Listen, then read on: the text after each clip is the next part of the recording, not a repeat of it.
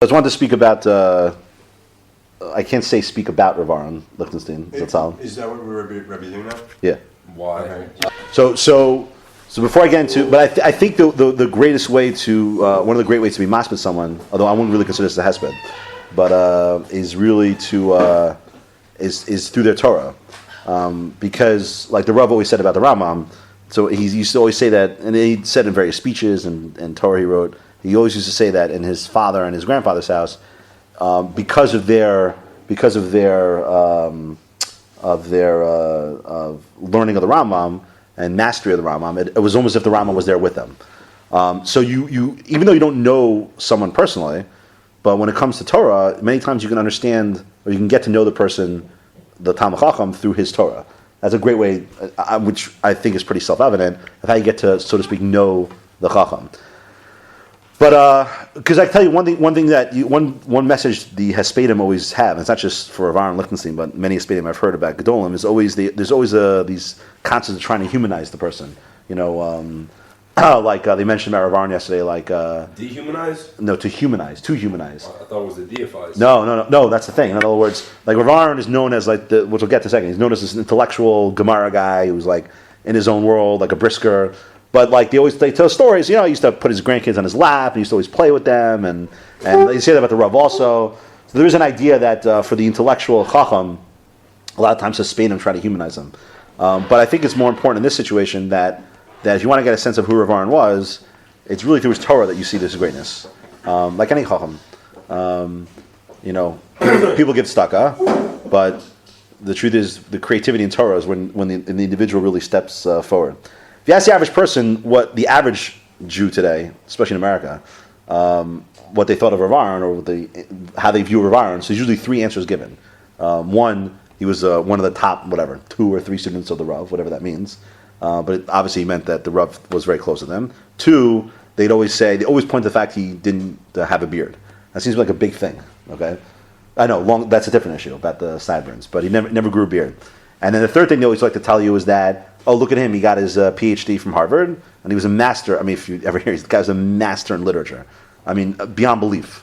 He had a different kind of brain insofar as his both his creativity and memory, but he was very adept at. I mean, if you've read Leaves of Faith, but tried to, but among other works, you see he weaves literature into his works. But as a side note, it's very funny because sometimes everything is the brisker derech though. I understand, but sometimes, but sometimes what he'll do is he'll quote like this guy some random poet, but he'll write it in a way as if you should have known already that's what that poet said. Like as of course we know, XYZ says that, so and so, as if you never know who that person was.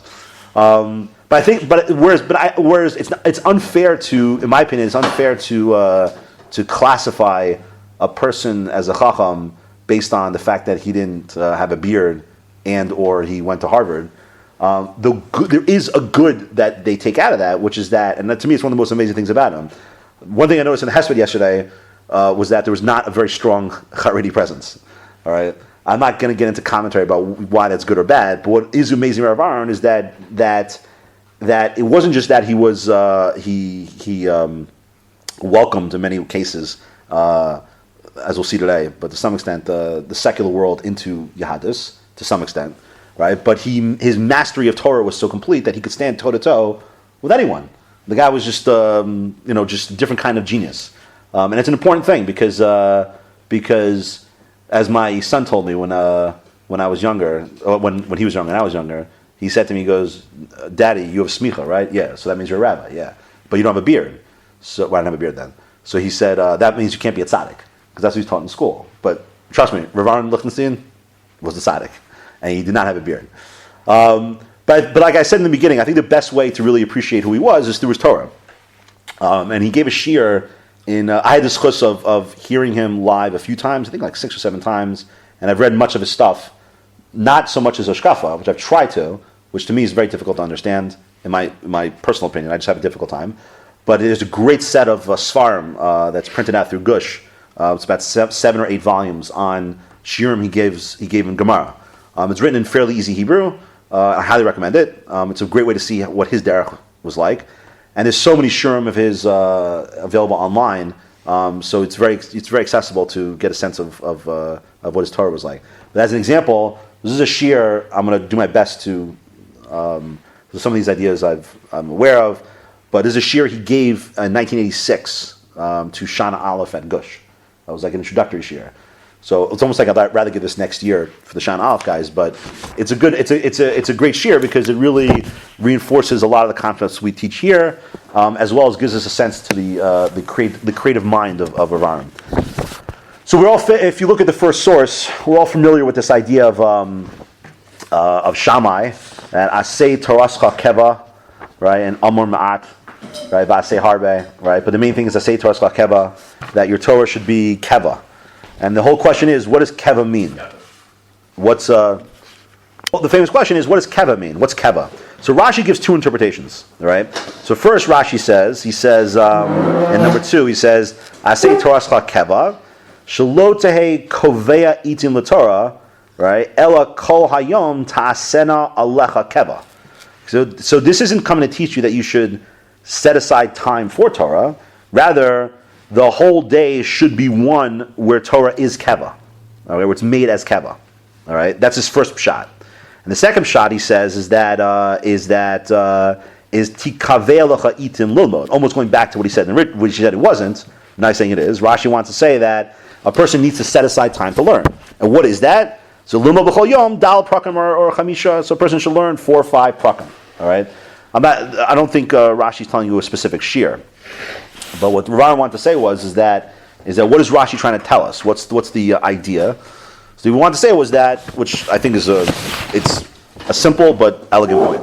He wants to say that when Rashi tells you Kol Yom Tasen Lecha Keva, what does Keva mean? Keva is an idea that and something we've spoken about before, that a person should have a certain attitude when it comes to learning Torah, right? Where naturally speaking he yearns to learn.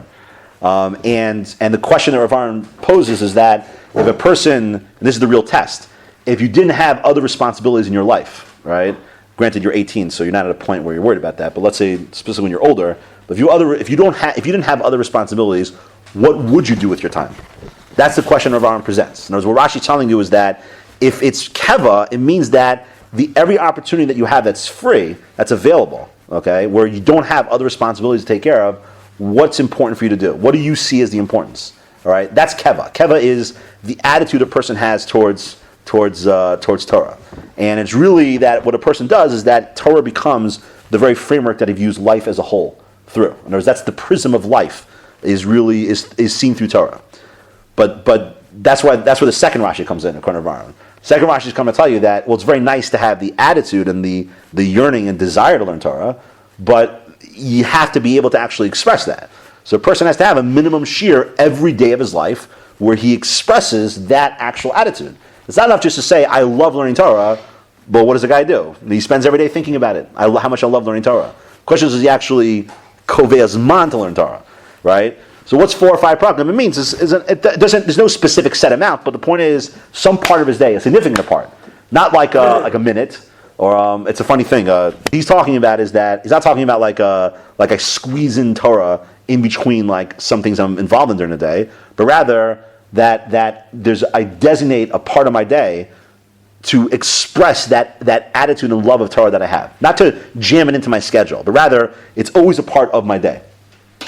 So that's what he wants to say is that idea in Rashi. So then he mentions the Rambam. So the Rambam says on his pshat is he says that a person should make Talmud Torah the ikar, source number 3, right? That Talmud Torah should really be the main thing. V'chol ma shezulasinu me'iskecha ba'acharav, right? And all other things he has to take care of are really secondary, which Aharon wants to say is a similar concept as Rashi. Not that he's physically involved in doing that, but rather that he always sees Torah as being the center of his life, right? And then the rest of the Rambam says, Im is damen, vim lo is damen ein nezek behichmatzo. So what Aharon wants to explain what that means is that it's not that a person, again, reinforcing the point we were saying before, it's not that a person really, I should say, when a person sets up his life, that he has to ignore his necessities, but rather the question is that what is always the most important thing for him when you build your life? And it's not just a one-time thing, it's constant. But when you build your life, when you set up your plan for life, you have to set up your plan of life in a way where Torah is always the center. But he wanted to add in one other point. He wanted to say that what the Rambam was telling you is that, and I think it's an interesting idea, which is that that what a person normally, especially in American society, not as much in Israel, but it's here as well. But a lot of times when a person builds up his, when he sets up his plan for life, so what he does is that he's always guided by his ambition. A person wants to be a lawyer or a doctor or whatever, go into whatever field, so he sees that as the objective. And then he says to himself, I'm going to fit Torah into that ambition, right? And that's always a big mistake. I remember there was a friend of mine who was a nice guy, but I remember he was going to a specific career, and when he went to college, especially in graduate school would require him to be completely immersed in that environment, like just immersed beyond belief, and it would leave him no time to learn, So he said to me, he goes, okay, I'm going to do this. Why? So I'll put learning aside for the next 3-4 years, and then I'll make it up later on, But that's bad, because the moment a person doesn't removes himself from that path and looks at it and relates to it as something where, again, he's going to build Torah into his ambition, right? He's going to say, I have ambition, but Torah will be, I'll fit in Torah somewhere. That reflects that he lacks that attitude, that he lacks that true yearning towards Torah. If a person really yearns and wants and loves Torah, he'll always make Torah the center and build everything else around it. And it's a challenge when you go to college and career, even if you're in chinuch, by the way. Don't ever be fooled into thinking that chinuch is an escape from this trap. There's plenty of ambition that guys have when they go into chinuch. And chinuch is even more dangerous than most careers. Because in chinuch, if a guy becomes a lawyer, so fine. So in the career itself, it's nonsense, right? But listen, it makes money. When it comes to Torah, so when a person, and there's a lot of people who have a lot of ego attached to Torah, and that's the worst thing you can attach your ego to, because you're distorting it beyond belief. So don't think for a second that you can escape ambition if you go into chinuch. As long as, again, the main point Aharon wants to bring out is that Torah must be the center that you build everything out of, and that's an important thing you have to have as you go through as you go through life. Then he moved along. Yeah, force that point. If you go into it with Torah as being the center, if that's your motivation, you'll build your career around that. You'll recognize that this is what the most important thing is, and everything else is secondary. So again, and the point I'm trying to bring across is that it's a dangerous thing, again, especially in America, where career is the value system. More often than not, it's like, how do you define a person? Like, what's his success based on? Oh, he's a doctor. Like why is he successful? Because he's a doctor. Why is it a barometer of success in Yahadus? Being a doctor isn't a barometer of success.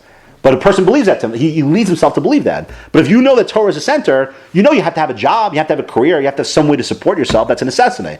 So you're not going to be as concerned, is this thing satisfying my ambitions or not? If you're smart about it, you'll look for the career that is secure, right? There's no magic formula for this, but it's secure and provides you a reasonable income that you'll be able to sustain yourself, right, for whatever needs that you require, right? And then you always and you'll have time for Torah. But to give into the ambition per se, many times is very dangerous, because you're putting that ahead, and you're putting ahead of Torah, and that shows you that you don't have that keva attitude. It's not that which you love the most.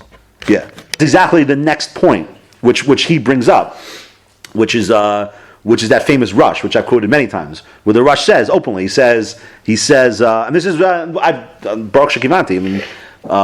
But he uses this as a foundation for his whole approach, which is what the famous Rush, which is that, what does it mean that Torasa umnasa? What does that mean? It means that, not that a person's 24 hours a day learning, but it means that Torah for him is that anytime he has a moment free, right, where he's not bound by some other responsibility that's necessary, all he wants to do is learn Torah. That's all you ever want to do. You want to learn Torah, but you recognize you have needs, you have necessities. So the question is, what does a person do at that time? That's the issue. It's not that he's ignoring the necessities and learning Torah. No, it's that he recognizes he has necessities, he takes care of them, but he says, he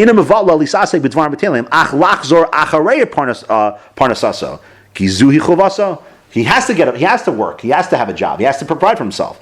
But what's his attitude? The attitude is, every moment he has free, he wants Torah. He loves, that's his desire. Yeah. He's developing, slowly developing a certain theme. You'll see. He's gonna that your issue will be addressed at the end. Okay, right? And by the way, one of the critiques that some of the right-wing world has against Rav Aharon was always that, it's Bittel's man that he went to Harvard.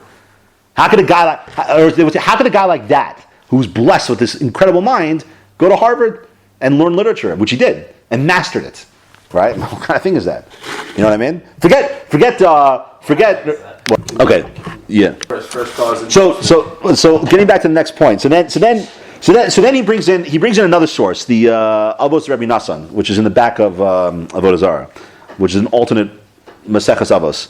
So in there, he has a different shot of Asay Torah Keva, where he says, what is Asay Torah Keva? He says, Melamesh im shama adam davar mepichacham based on Medrash al yase oso arai el yase oso keva. So what's keva? Keva is if I hear shir from in the base Medrash, so I shouldn't make it arai temporary. Rather, I should make it keva. It has to become permanent, which we'll explain what that is in a second. Okay. Umashin lamed adam yase. And what a person learns, he should do, and teach others. V'yasu, and they should do. Shenemar limatem osam ushmartem la'asos. And then he quotes Ezra. So by Ezra, right, of second Beis Hamikdash fame, it says by Ezra, ki heichen es levavo lidros es Torah Hashem la'asos. So he prepared himself to teach over the Torah for Bnei Israel to do. V'akrachach ulame b'Yisrael chok mishpat. And afterwards it says to teach them chok mishpat. So you have to understand by what happened with Ezra. I mean, if you've ever read through Ezra before, you'll know that Bnei Israel were on a very, very, very low level when they came back to Eretz Yisrael. Very low level. It's a whole question of how much they actually knew, but it was a pretty low level. Okay. So what was Ezra's challenge? What did he have to do? It's openly cited in Ezra that Ezra has to tell him, listen, you got to divorce these Gayim. They were really, it was a really, really bad state for Bnei Israel. But what the challenge for him, and that's why it's brought down this keva business. The challenge for Ezra was to make Torah keva for Bnei Israel. What do you want to show them? What he wanted to show them was that ultimately what defines Bnei Israel as Bnei Israel is Torah. That is what defines the Am as unique. It's not being in Israel. It's not wearing kippahs. It's the fact that Torah is the center. When Torah is the center, when it's the center of the entire Am, right? That's what makes them unique. That's what he was trying to teach them. That's what the idea of keva is, according to Rav Aharon. The idea of keva in the Avos Rabbi Nassan is to take the notion of Torah being the center and bringing it into the klal and showing the Jews that this is what makes you unique. What defines us as a nation is always the Torah itself. All right. So he says that he takes that idea and then uses that to explain that notion of if I hear something from a Talmid Chacham, I should make it keva, not a raya. So he says, he's a funny thing. He says like let's say you read like a newspaper. Okay. So when you read a newspaper, so the way a person reads a newspaper is he reads it, but you don't really commit a newspaper to memory. When you read an article, you're not reading it to commit. Okay. But he wants to say that when it comes to learning, right, what a person needs to do is that he has to. It's not just enough to hear what you're saying, but when you hear an idea, you have to internalize it, right? Because what does internalizing an idea do to you? What does it do to the person? So it becomes a part of you. It changes who you are. Every time you hear an idea and you internalize that idea, it actually changes the gavra. It makes you a different gavra. So, and that's the expression, that's the other road of the expression of keva, where a person, the way he relates to Torah, he relates to Torah in a manner where he takes the idea and he actually makes it a part of his very existence. So it changes him. Okay? So that's the other idea of making Torah keva. It's to take the idea that you hear and not just simply listen to it and then move on. Sad to say that's done quite often, but it's to take the idea and internalize it and make it a part of the very existence of who you are. So what do you call it? So that's really that idea. Okay. So then again, we're going to get to Avi's point in a second, but if you keep moving along, so then he says, if you look at there's another famous Gemara where the Gemara says in source number 6 in Shabbos Lamed Aleph Lamed Aleph. So the Gemara frame says that when you're standing before God on that on Judgment Day, right? So God's going to ask you a number of questions. So one of them is Kava Itim the Torah. Right? Did you set aside time for learning Torah? Okay. So if a person, what again? Just to reiterate the point, but bring out one nuance. If a person does learn every day, okay, what does that tell us about that person's attitude towards Torah? If you learn Torah every single day, okay, what does that indicate about that person's attitude towards learning Torah? It's important. Not just important, but it's more than that. Based on what we just said before. It's part of who you are. Right.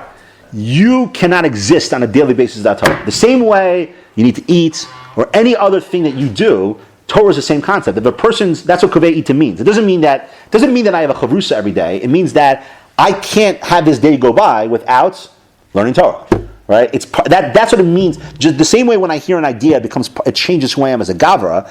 Torah as a concept must be, the attitude you must have is that my day, who I am, is never complete if I haven't learned Torah. Never imagine going through a day without learning some Torah. Right? That's what kovei ita means. Okay? But now comes his final moves. Okay? Because the Gemara also says that when God's asking you about kovei itim, in the list of questions, one of them is, did you have pilpul and chachma? Okay? Did you have investigation in chachma? And hevanta davar mitoch davar, right? And did you learn one thing from another? Which is very funny. It's not just enough that you're kovei itim the Torah, but God tacks on these two extra questions. Okay? So how do we understand that? What does that mean? What does that mean? All right? You tell us. I'll tell you, but he's going to bring out a stronger idea. It's not just discussion, but there's something. There's something about it that is very unique. And so to finish up, because I know you have someone coming to speak soon, but he wants it like this, and it's based on the Rambam. So the Rambam famously says that it's in source number 8. But the Rambam famously says that in the beginning, when a person first learns, he divides his day up, right? A third for Torah Shebechsav, a third for Torah Sheba'al Peh, and then a third for Yavim V'Yaskil. Achros davar mereshiso, v'yoti davar midavar. Okay, so the Rambam says when a person first learns, what should he do? So he should have a certain amount of time dedicated to Torah Shebechsav, a certain amount of time dedicated to accumulating Torah Sheba'al Peh, and then a certain part of the day involved in what? Ian. Okay, analysis, all right, methodology, right, learning how to struggle, go through the learning and extract ideas. What do you mean? So then if you look at Halacha Yud Beis, right? But then the Rambam says, but once you hit a certain point in your life where you've again accumulated the basic materials, then what should a person do? He should learn Gemara alone, right? Just Gemara alone. So what Rav wants to say is that it doesn't mean that you should learn. Like Bekias alone, like Gemara Bekias. But what he really meant was like this. He wanted to say that, and again, it's all following this theme. Okay, and this is going to answer the issue that was raised before about that it's not fair if someone's a genius. He wanted to say was that. First translate the last line. Yeah, that a person should turn all his days to Gemara alone, right? Because it expands that which is in his mind and rests his knowledge, right? What does that mean? So we'll get to that. What does that mean? So Rav Aharon wants to say like this. He wants to say that you see, when it comes to Keva, okay, and that was the Rambam saying, when it comes to Keva, so in order for it to be part of who you are, it's not just insofar as the mice is concerned, but it's also insofar as what you're learning. If you want it to be Keva, okay, part of Keva requires analysis. Part of Keva requires struggling. Part of Keva requires immersing yourself in the sugya, struggling through each area, right? And then through struggling through each area, a person ultimately sees the idea, right? So what Rav Aharon wanted to say was that if a person just does superficial learning, right? If learning to him is just like a superficial experience with just reading it, but there's no analysis, there's no struggling through the questions and working out the svaras, right, and grappling with it, there won't be an internalization of the thing. To the point where when HaKadosh Baruch Hu, so to speak, during this idea of judgment is, what he's asking you, he's not asking you insofar as the results. He wants to see, so to speak, the effort. Meaning that if a person engaged in the in-depth analysis, the questions, and the struggle of learning, the good struggle of learning, if he went through that and he internalized it and it changed him, that's the schus for the person.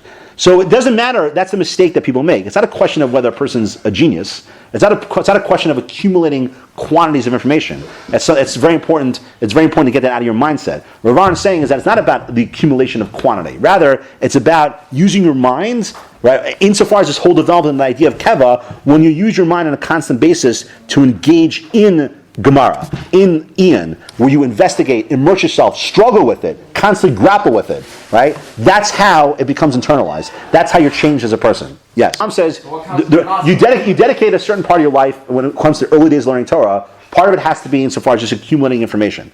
But at a certain point, you have to get out of that state, because that's just going to be superficial. You have to move into the analytical. You have to get into getting into the struggle. But the point, though, is that it's not the quantity of how many times that I engage in that struggle. It's simply that, again, that's just basically on its point. Keva means that it's the struggle per se, that a person's not just reading information, but rather he's immersing himself in the derech halimud, and through that's how a person's affected.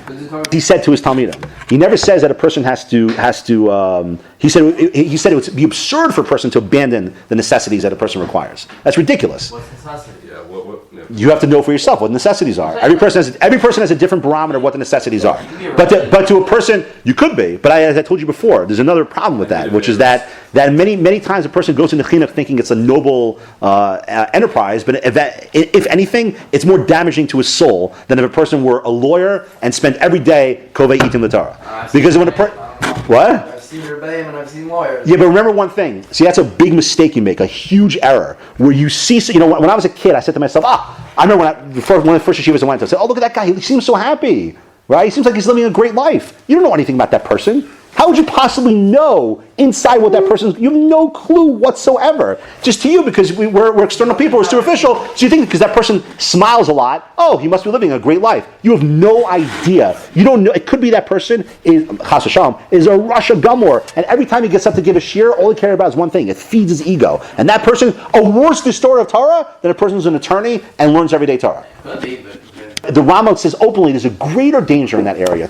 You have to be on a much higher level to even think that you should have the right to sit there and engage in chinuch than someone who becomes an attorney and is kovei itim l'Torah. and yet, As Ravan said in the beginning, if it works out, no, that's not kolo. If you can work out a situation, if a person won the lottery, right, doesn't mean he's obligated to go ahead and engage in it. his brother for help, so what, he's got different. He had a very, it's a lot different, because at a certain point, again, as the Rambam openly says, you can't set up your life as one where you're dependent on that. That's the mistake.